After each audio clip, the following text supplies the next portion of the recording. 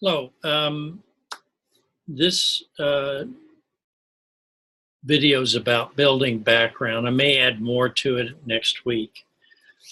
Chapter 3 in the textbook, we just had lesson preparation, and it was talk about language objectives, content objectives. And I consider building background hugely, hugely important because ESL, English learners, we cannot assume much about their background.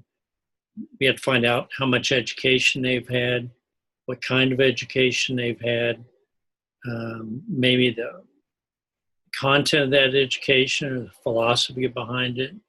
Maybe it was rote memorization, that was it.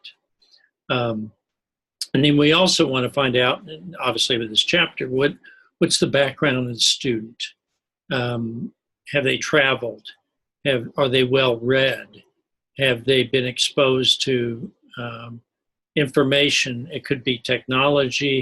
Have they had much access to technology? I mean, you may get an English learner who's from a family who's been in a refugee camp, who literally didn't have hardly any electricity, wouldn't know modern appliances. Everything would be rather mysterious to them. And that's going to have something to do with how you place them too, because they may need to be informed about the culture they're living in. This isn't even, I'm not even talking about whether they have the behaviors of appropriate behaviors to sit in the classroom and to behave themselves, or maybe they're more advanced than any students you've ever had. They're ready for college. This chapter deals with, talks about background. Now, I'm a great believer in the culture map to help you gain understanding of their cultural background, maybe even doing more than one, maybe one about education or concepts, just trying to find out what they know, because it's very tough to find out what they know if they don't speak English, or you can't do a content test in their language, more than likely. So a lot is spent in here stimulating them, basically educating them about the things that you need them to know about in order to do the assignments. So you're looking for a specific set of data that they may not have been exposed to at all. American history obviously is not priority if you're in another country. World history might be. When it comes to things like language, you're going to have to introduce them to the vocabulary. Now, some people use word walls, like elementary teachers will have those. You have to think about content words versus function words. Words like academic English, to discuss, line up, to graph, to list, to classify. These terms may be utterly alien, so you'll have to introduce the concept of what does it mean to classify. So you'll have to think about that and do sample lessons or practice runs doing some kind of a classification system. That's why I like group stuff when the lesson preparation, that it's kind of redundancy, reinforce what the students are doing, so that a couple of students who, different levels in the same group can show them what the exercise is. So let's say you're classifying a bunch of rocks in a geology aspect of 4th grade or 8th grade or high school. Then you want students to have to know things like the hardness of the rock, what are other characteristics, the type of rock, classification, sedimentary, igneous, metamorphic. So you'll have to go through and look at those classifications, see if students know those. They may be familiar with certain rocks because of their particular part of the world. Excuse me. Also, structural. I always like to give students as background sample sentences that help them express things they may want to be able to say or understand in class. Like if you're looking at rocks, igneous rock is harder than, metamorphic rock or sedimentary rock. So have not a lot, but about 3 or 4 where they can do a comparison. And you might do a comparison with something that's not a rock, and then help them. So you have a little sample of things that they can say or things they will hear that the students will be able to say, oh, I know what that means. I know what that pattern means. So you give them something they can lock on to, they can understand. I like picture dictionaries. This is probably a good point in the class where I should do a video.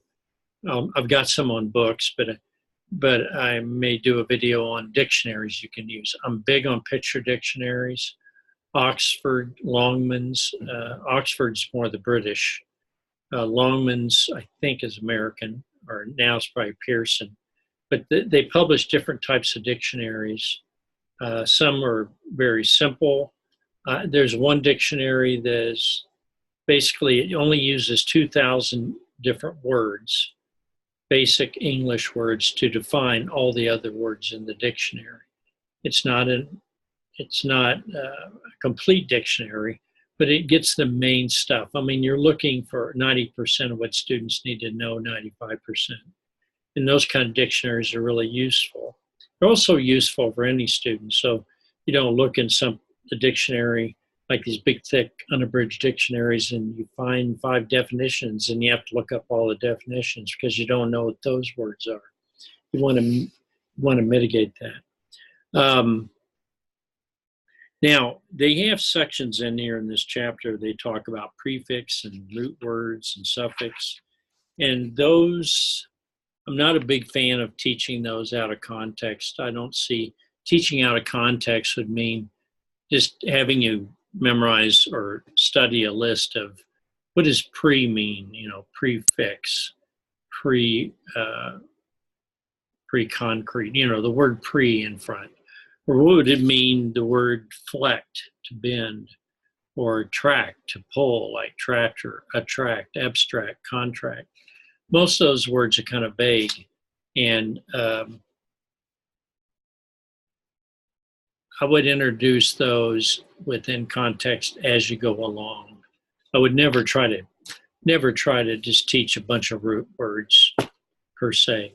If you want to give them some kind of a little laminated sheet, it's been covered and permanent, where it gives them some ideas about how to figure out what words mean, that might be a good idea. But I'm not into making a long list and having students study it and then basically never see those kind of words again.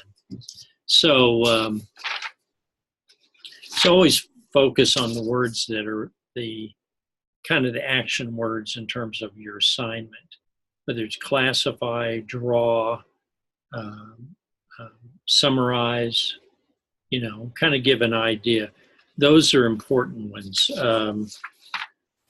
Vocabulary can also be handled by, and I like this actually, the idea of having your own personal vocabulary, having students actually control their flow of words they understand, and they try to go and basically hit 5 words a day within context, but don't burden yourself with it.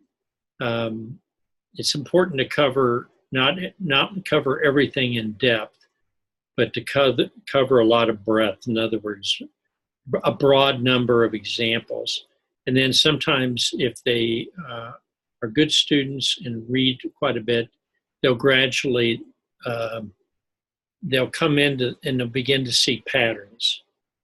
And you can only get that through focused reading, comprehensible reading, reading that's not too far above their level, and reading that allows them to not be overwhelmed with too many vocabulary words.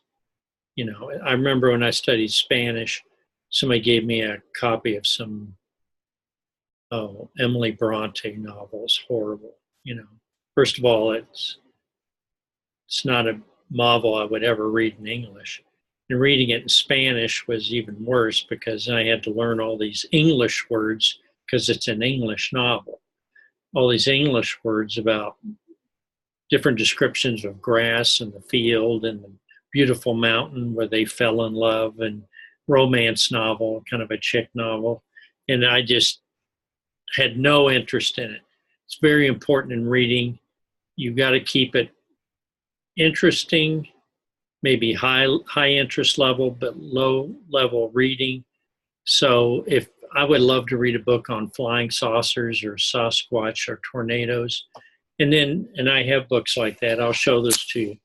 But they help, and that's where you have to get in and select books for your ELLs. A lot of times these can be books that work for students in remedial classes or struggling reading because they're high interest, low reading level. In other words, they're fourth grade level, but eighth grade interest level or something like that. So in chapter 3, they talk about concept definition map.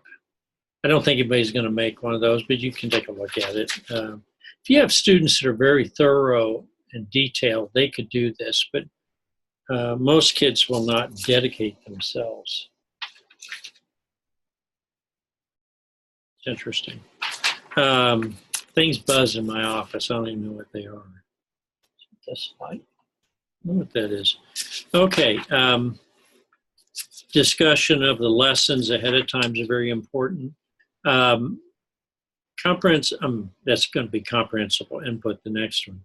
But obviously vocabulary, and I like videos to introduce kids or to have even other students, especially if they were from the same region. If you happen to have that situation, if people are from the Middle East, maybe they could share some of their culture and talk about something like the Bedouins, people living in tents. And who are the Bedouins? You probably wouldn't be very familiar with it.